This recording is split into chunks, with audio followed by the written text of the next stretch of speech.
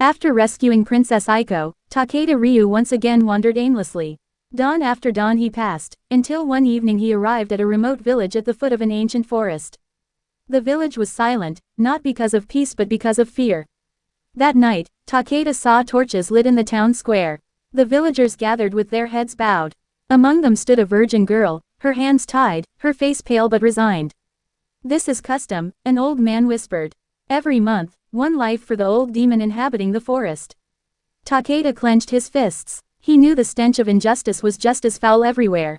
As the moon rose high, the procession moved toward the forest. But before the girl could go any further, Takeda stood before them. "Not tonight," he said quietly. "If the demon wants a life, let it take it from me." The villagers fell silent. Takeda cut the girl's rope and told her to return to the village. Then she walked alone into the forest where the ancient trees whispered and shadows lingered longer than light.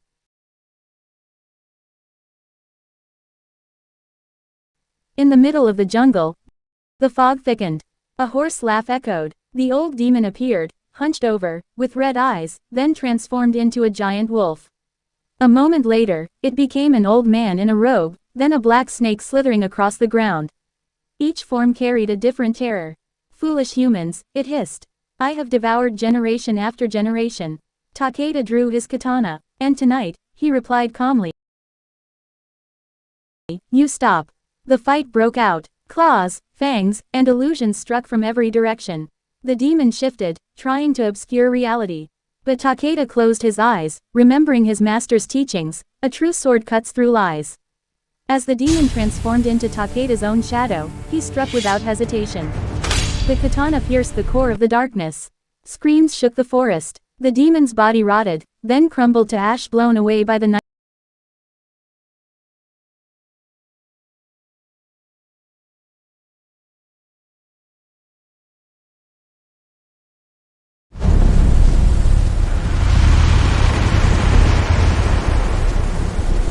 wind.